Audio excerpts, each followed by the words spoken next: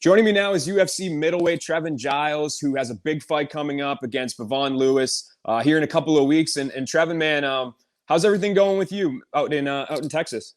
No, it's going pretty good, man. Everything's pretty good. It's the same as it's always been. So everything's pretty good. It hasn't been too wild over here or anything. So Yeah, I was going to ask you about, obviously you're doing your work. I'm assuming still as a police officer. So has things have things picked up in the midst of the pandemic? All the tensions going on, or has things, at least from your perspective, been pretty similar to what they were, say a year ago? um, it's pretty similar, man. Work is work. When everybody first started staying at home, it was kind of crazy. We get a lot of domestic violence calls and stuff. Everybody would be around each other for a lot longer than usual. But we got a lot more people are kind of going back to work and stuff. So that slowed down, and it's becoming more normal.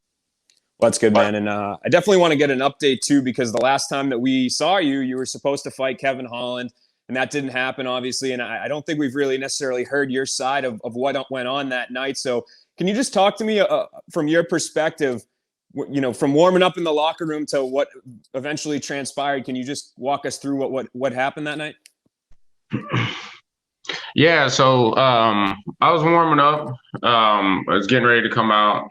I remember just bouncing around a little bit, just thinking of the game plan and visualizing a little bit before we walked out.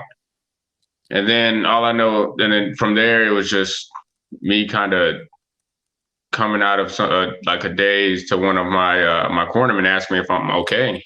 And I was laying on the ground.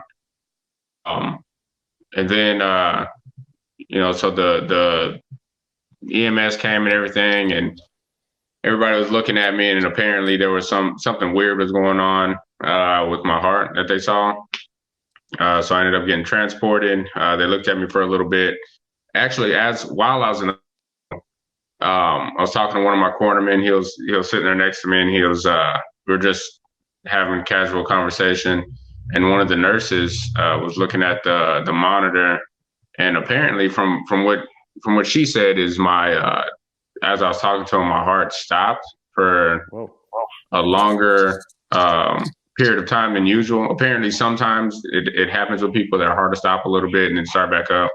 But mine was like, it was long lasting. I didn't really feel it or anything. I was talking and stuff, so I thought it might have been the machine. But talked to a doctor, and he was like, no. He said it happens to some people. Just for some reason, mine was just last a lot longer than other people. So they decided to keep me inside the hospital overnight to monitor me, and they said it did it a couple of times while I slept too. So they believe that warming up, something may have happened, like my heart rate probably dropped, and then just caused me to pass out.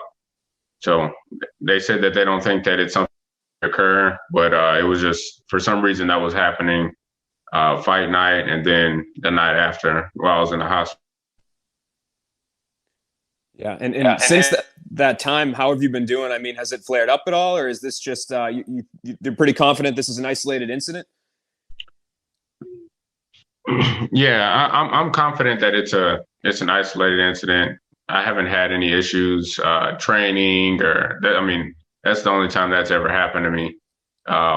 It was definitely just some extremely poor timing, but no, I haven't had any issues lately at all.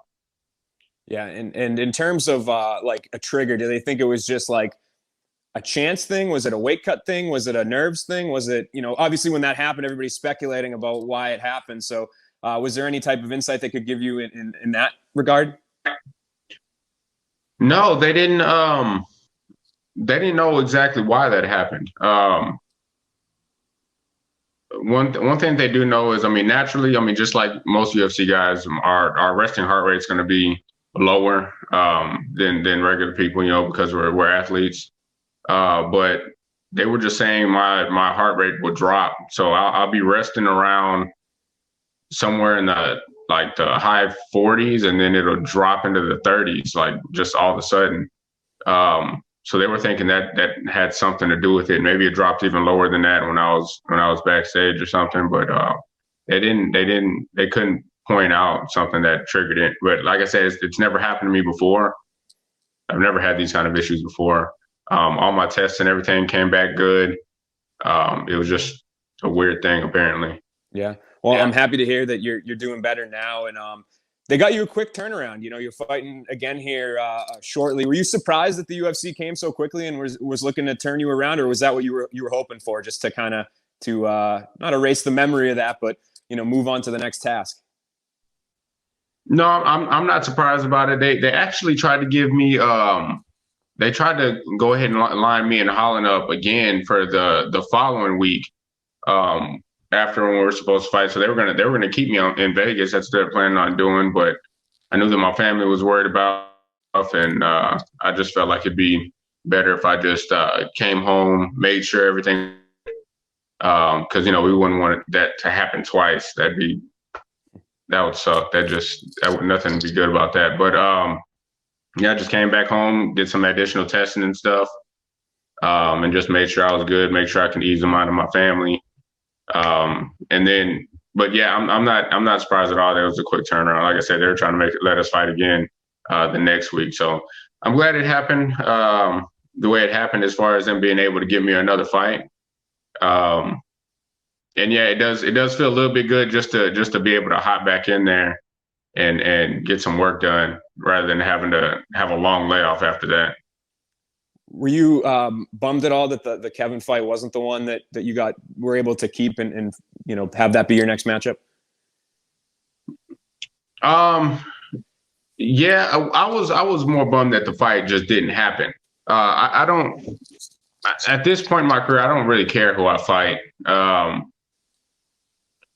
Right now, I'm kind of still getting myself. I feel like there's still little, I guess, parts of immaturity that I have inside of the cage, as far as mentally and with my game plan and stuff like that. So that's why I haven't been the one to really start calling people out and going into, trying to fight some ranked guys and stuff like that as well. And I think I need a few more wins as well, and just in order to really do that too, and have something behind it. But as far as Holland goes, I wasn't super upset that he won just the next fight. I mean, I knew he wanted to fight. I know he likes to fight frequently and stuff. So I was glad he was able to go out there and get another fight with somebody else, because I was unable at the moment.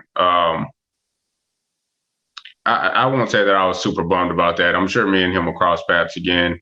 But I don't mind fighting anybody right now. I mean, put their name on a contract now, fight.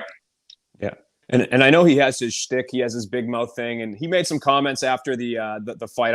After the cancellation. I'm not sure how much weight you want to put into them, because he does say things to get attention. But did you hear his comments about what he said about you, and he thought that you were looking for a way out and all that stuff? Yeah. I mean, yeah. Initially, I thought it was just bullshit. Like Holland likes to talk, man. Like that's what he does. I mean, I can't even. At first, it pissed me off a little bit, because it's like I was actually in the hospital. You know what I mean? I had to stay overnight and stuff, and had to go through all this testing and stuff. So it wasn't nothing. You know what I mean? I could see if it was like, oh well, there are no issues, and maybe the EMS guys are looking like, okay, there's nothing wrong with this guy or something like that. But I ended up having to get transported and stuff and staying overnight, So to me, that was kind of shitty for him to do. I did see that he ended up posting an apology afterwards or whatever, basically saying he was just mad that the fight couldn't happen, and he wanted to fight and stuff. So I get that part. I didn't understand him talking mess or whatever, saying what he was saying, because I mean, for all I know, that night could have turned out really bad. I mean, I could have freaking died or something, for all I knew, when I was in the hospital. I didn't know what was wrong with me. Anytime somebody starts talking about your heart, that's life threatening, So it kind of did get to me that some people can make this sport bigger than life. You know what I mean? Like, I mean, if it comes down to it and somebody's getting ready to really get hurt, or, somebody's life is at stake or something like that, there's no way I would start talking mess about him or trying to belittle the situation, man. I'd just be worried about if that person's good. I mean, I don't know Holland. I mean, he doesn't even know me like that, you know? So it's not like we have some kind of crazy beef. So I really didn't have an understanding behind that. I didn't really get it. But from what he says is, you know, he was just, I guess, kind of upset and emotional about the fight not happening. And I guess that's just how he displayed his frustration. Yeah, and let's talk about the fight that's upcoming here, November 7th, Bevon Lewis. Do you like this matchup? Is this the kind of fight you were looking for? You know, and if so, why? I like the matchup. I think it's cool. I mean, honestly, with me, anytime I actually commit to fighting somebody and I sign that contract, I'm always interested in it. There's not many people I won't be interested in, you know, because I get to kind of I get to start forming a game plan and visualizing me winning. And I feel like once I get into that mode, I mean, I can be happy with anybody. Specifically, Bevon, I think it's a good matchup. He's long. He kind of has this John Jones kind of style in a way. I don't know if he does it on purpose or, I mean, I know he's trained with him before, but I mean, he's like really like take on his style, it seems like. But yeah, I think it's cool. I know he likes to press people up against the cage. I'm not too uncomfortable with being up against the cage and stuff like that. So I'm interested to see how he'll deal with my style. Yeah, and how much do you think what happened last time around will be on your mind? Is it something you feel like you have gotten over in terms of the mental side of things, like, you know, going through a fight week and having to make that walk again, things like that? Is it something that you're kind of apprehensive about, or is it something that, you know, you have no reason to put any extra weight into it despite what happened last time? Sometimes I do think about it. Sometimes not so much. I only think about it and worry about it a little bit just because I didn't really have any clues that was going to happen. You know, I didn't feel dizzy. I didn't feel anything. It was just like me and you talking right now, and then all of a sudden I'm waking up like, you know, what's going on, right? Like, wasn't even sure if it was after the fight and I'm backstage already or what. You know what I mean? Like, I was just confused. You know, all I knew was I was supposed to fight, and then all of a sudden I'm waking up. You know, so. But I mean, like I said, it's never happened to me before. Doctor said it shouldn't happen again. They don't anticipate something like that happening again. I got cleared to fight. I went through every test, like every freaking test imaginable. So I'm good. I have confidence that it's not going to happen again. So yeah, that's just how that's gonna be my attitude towards it, and I won't think about it anymore. For sure, man. Last question for you. You go out there November 7th, you fight Bevon Lewis. How do you see it playing out, and how do you think you get it done?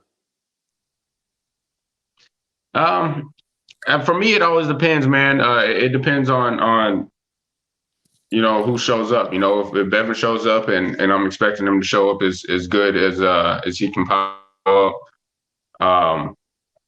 It's just going to depend on what his openings. You know, if he's very clean and doesn't make a lot of mistakes, I think that he's. I always visualize the finish, so I would say I could get it done maybe the third round, at the beginning of the third round, if not the beginning of the second.